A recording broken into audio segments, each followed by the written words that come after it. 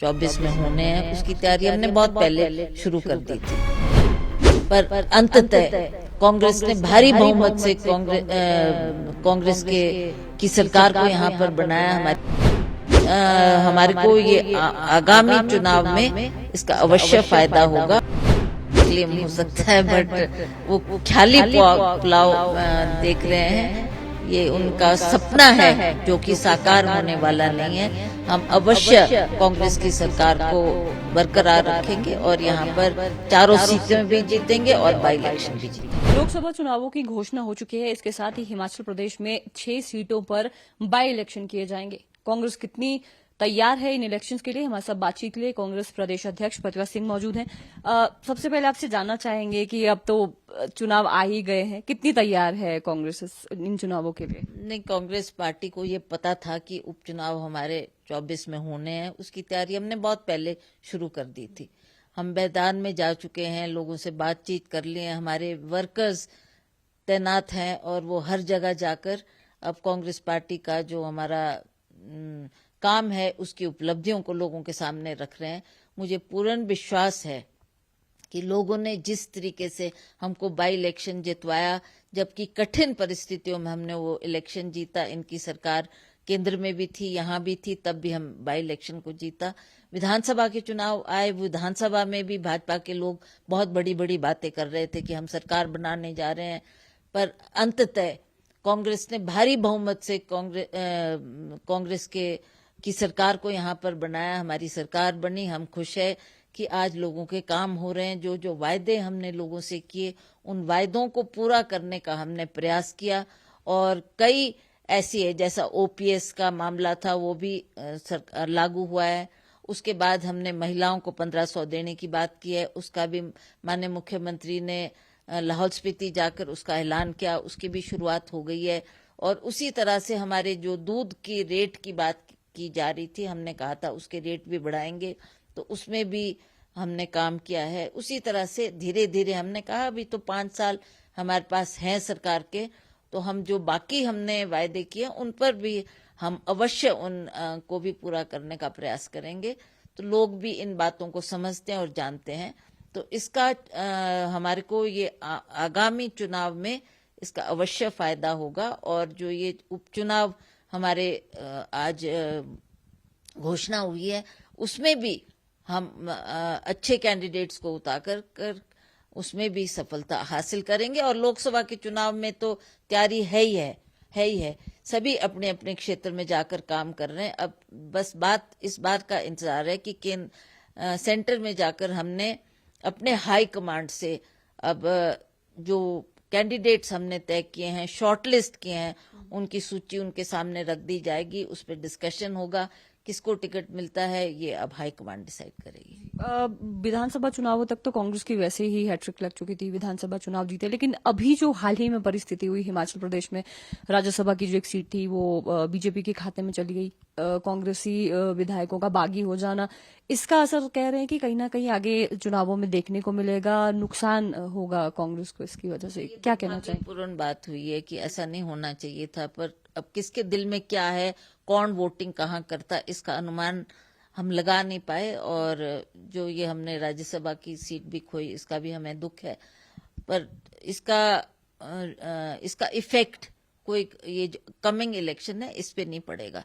कांग्रेस पूरी तरह से तैयार है। हमने फील्ड में हम लोग उतर चुके हैं, घर घर में हमारा वर्कर जा रहा है। हम कांग्रेस के लिए काम कर रहे हैं। अपनी उपलब्धियों को, जो 1 साल 1.5 साल की हमारी उपलब्धियां कांग्रेस की सरकार की रही है, उसका भी लेखा जोखा हमने लोगों के सामने रखा है। लोग भली भांति इन बातों से परिचित है और हमें पूर्ण विश्वास है कि ये जो चुनाव लोकसभा का भी आएगा और ये उपचुनाव भी होंगे, इसमें हम अवश्य कांग्रेस सफल होकर निकलेगी। नेता प्रतिपक्ष जयराम ठाकुर तो कह रहे हैं कि हिमाचल प्रदेश में अभी जो इलेक्शन, लोकसभा चुनावों की बात करें या फिर बाई इलेक्शंस की बात करें, तो भाजपा ही जीतेगी और यहाँ तक कि जो सरकार है वो भी उसके बाद हिमाचल प्रदेश में भाजपा की बनने वाली है।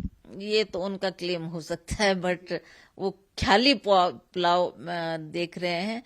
ये उनका सपना है जो कि साकार होने वाला नहीं है। हम अवश्य कांग्रेस की सरकार को बरकरार रखेंगे और यहाँ पर चारों सीटें भी जीतेंगे और बाई इलेक्शन भी जीतेंगे। जो 6 बागी नेता हैं उनके ऊपर क्या विचार किया जा रहा है? क्या बाई इलेक्शन के टाइम पे उन्हें टिकट दिया जाएगा या फिर नहीं? क्योंकि चाहे आपकी बात करें या मुख्यमंत्री की बात करें, ये बार बार कहा जा रहा है कि घर जो सुबह का भूला होता है वो शाम को वापस आ जाए, तो उसे भूला नहीं कहते। क्या इस तरह की परिस्थितियां हो सकती है? इन्हें टिकट दे सकते हैं जो 6 बागी देखिए, ये बात भी हम हाईकमांड के सामने रखेंगे।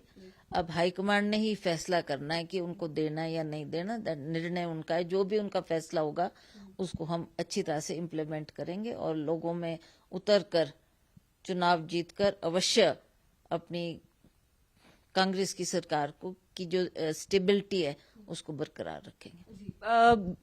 कांग्रेस ने जिस तरह से 1500 रुपए देने का वादा, किसानों से संबंधित जो वादे थे वो तो पूरे कर ही दिए हैं। वही भाजपा भी साथ साथ में देखा जा रहा है कि सिलेंडर के दाम कम कर दिए गए, डीजल पेट्रोल के जो रेट्स है वो भी कम कर दिए गए।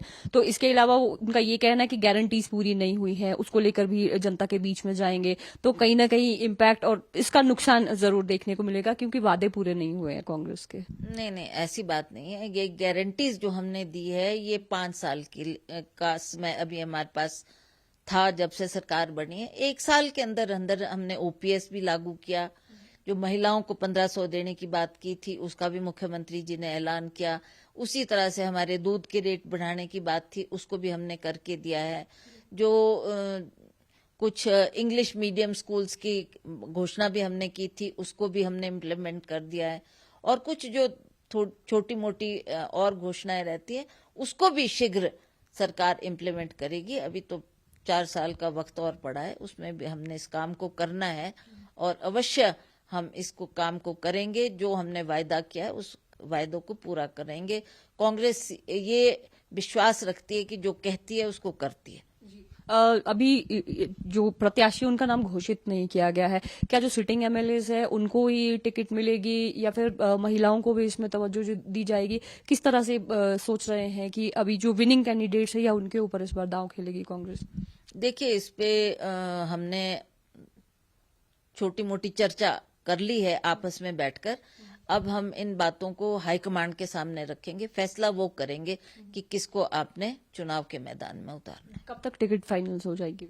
आई थिंक शीघ्र ही इस पर फैसला हो जाएगा ताकि हम अगले चुनाव की तैयारी भी कर सकें। केंद्र का क्या सोचते हैं? कांग्रेस सरकार वापस आएगी या फिर जो पिछले 10 सालों से हम देख पा रहे हैं और जो भाजपा भी जिस तरह से क्लेम कर रही है कि इस बार तीसरा जो टेन्योर है, तीसरी बार जो कमान है वो प्रधानमंत्री नरेंद्र मोदी संभालने वाले, क्या कहना चाहेंगे?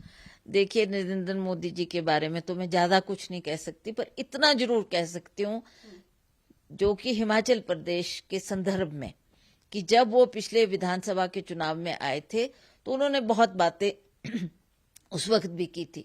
युवाओं को रोजगार देने की बात की, महंगाई कम करने की बात की, भ्रष्टाचार खत्म करने की बात की, हर व्यक्ति के खाते में 15-15 लाख आने की बात उन्होंने की। तो हमको तो कहीं धरातल पे वो कोई भी उनका वायदा पूरा नहीं होता हुआ नजर आया।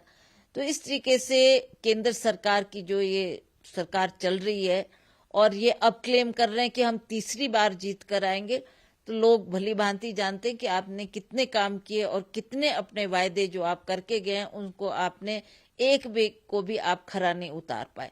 और जहां तक आप देखते हैं कि हिमाचल प्रदेश में कितना बड़ा डिजास्टर हुआ, कितनी बड़ी आपदा आई, फिर भी हमने बार बार केंद्र सरकार से पुकार लगाई, प्रधानमंत्री जी को मिले, उनके सामने भी ये बात रखी कि हिमाचल प्रदेश जिसको आप अपना दूसरा घर मानते हैं और वहां पर आपने ऐसे वक्त में आपको खुद आना चाहिए था, आपको घोषणा करनी चाहिए थी, आप को लोगों की मदद करनी चाहिए थी, पर ना वो आए, ना उन्होंने कोई खास ऐसी मदद की जिससे, ये तो हमारी सरकार ने ही लोगों को वो धनराशि भी दी, घर बनाने के लिए भी दिया, जो लोग मर गए उनकी भी उन्होंने उसके लिए भी पैसा दिया। तो ये केंद्र सरकार की मदद से नहीं, ये तो हमारी अपनी हिमाचल प्रदेश सरकार ने जो मदद की है, तो उससे भी कुछ लोग निराश है और लोगों ने सोचा कि मोदी जी ने बहुत बड़ी बड़ी बातें की पर किसी भी बात पर वो खरा नहीं उतरे। तो ये मुझे लगता है कि अब लोग बदलाव भी चाहते हैं। अब इन्होंने राम मंदिर का मुद्दा छेड़ दिया, घर घर में राम का नारा दे दिया। जनता जानती है कि हम लोग सभी हिंदू धर्म को मानने वाले लोग हैं, हम लोग भी राम के पुजारी हैं, हम भी उनके प्रति आस्था रखते हैं। तो ये बात नहीं है कि केवल रामचंद्र भाजपा के लोगों के ही हैं, वो हमारे भी हैं।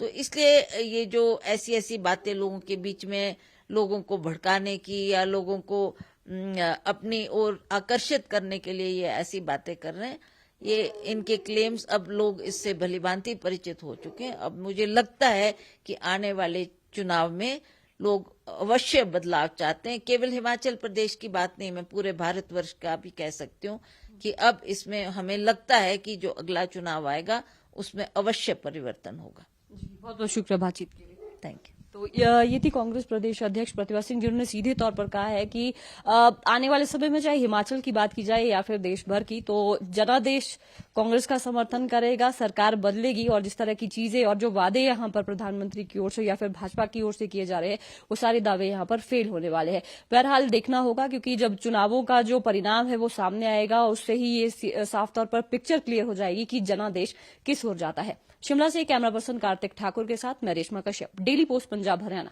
हिमाचल।